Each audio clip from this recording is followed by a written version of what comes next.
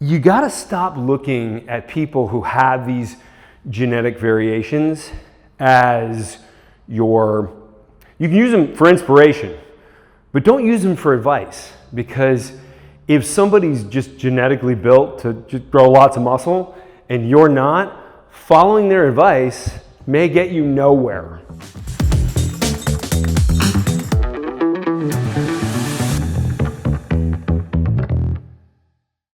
Hi, my name is Jaquish. I'm a doctor of biomedical engineering, which gives me a unique perspective. Today, I'm going to be talking about something that some would consider controversial, but those are stupid people because it's really not that controversial. So, we're going to be talking about genetics and what is the thing, if there's any one thing, and there is, that really determines who's going to be a big, strong athlete and who's not going to be a big, strong athlete, or maybe stated better, who is going to get there easily and who is going to have to do a lot more strategic work.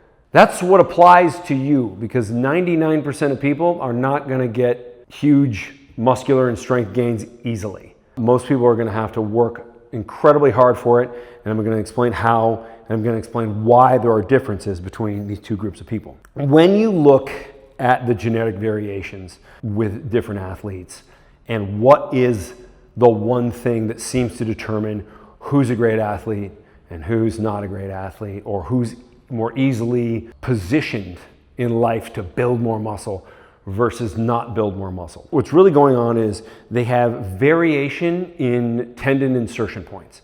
So the pectorals, the origin is right here on the sternum. That's the same for everybody.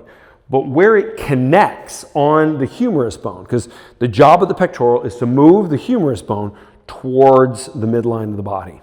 So most people have that insertion right at the top of the humerus. But others, people who have this genetic advantage I'm talking about, it ends up being further down the bone. So what happens is when they're doing like a pressing type movement, they come back, they're spring loaded. So they've stretched a longer tendon. The longer a tendon stretches, and especially the longer the tendon is, the more energy is in that tendon that is called recycled energy, meaning it is adding to the movement of responding. So it's stretched and you're sort of spring loaded to come forward, but it doesn't take any energy, meaning you don't need to contract a muscle. This automatically happens. These are basically spring-loaded people. And I want you to remember that, because it's a great way to explain the argument. Now, if you want a visualization, if you're like, wow, Jaquish, I think you're just making this shit up. I'm not. Take a look at the calf muscles on sprinters. You will notice they are tight and very high on the calf. So now, I know people are going to be like, oh yeah, sprinters are African-American in descent, almost always. Yes, African-American people have higher calves, and the longer the tendon you have, the more recycled energy you have. So you almost have a different resource to draw from that is going to aid in your physical performance. I'm giving you a sprinter analogy because you can see it. Like, you won't see many sprinters with big, long, wide calves. Just not going to happen. Like, sort of like the Viking calf thing, where somebody just has, huge calves, but they're not tight up towards the knee. They're more elongated. That's probably not going to be a very fast person. Maybe a strong person for a number of different reasons. But when you have this tendon variation, what happens is when you exercise, like I said, you're spring loaded to come out of the weaker position, which means you are regularly able to deal with more weight and deal with that weight in more compromising positions compared to other people. Basically, you can just train harder. So it doesn't mean you're inherently more athletic, but it means the level of fatigue you can go in training is deeper. Therefore, stimulus is deeper, therefore response is more powerful. When you train with variable resistance, you're basically doing the same thing externally. So if I'm holding X3, I'll just take the band off for this. If I'm holding X3 and I'm holding X amount of weight here and 5X here, well, that's in accordance with my biomechanics, and I end up being able to go to fatigue multiple times. So I'll start doing reps out here, and then when I can't get out here, then I'm doing shorter reps. Then when I can't get there, I'm doing even shorter. And so it ends up being, so I might go to momentary muscular fatigue 5 or 6 times in one exercise set. This is the kind of effect that these genetically gifted people are getting when they're working out, because they internally are offloading the bottom. Whereas when you train with variable resistance, you just do the same thing externally. And I think once you understand this, 2 things happen. Is you're going to start using variable resistance because it's obviously superior.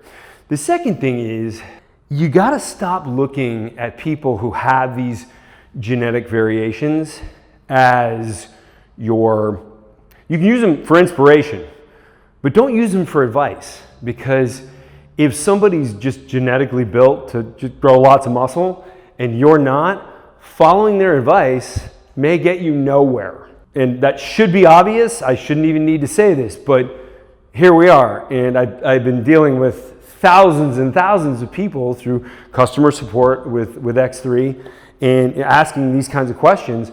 And it's like, they'll then say their favorite athlete who they're trying to emulate the program of.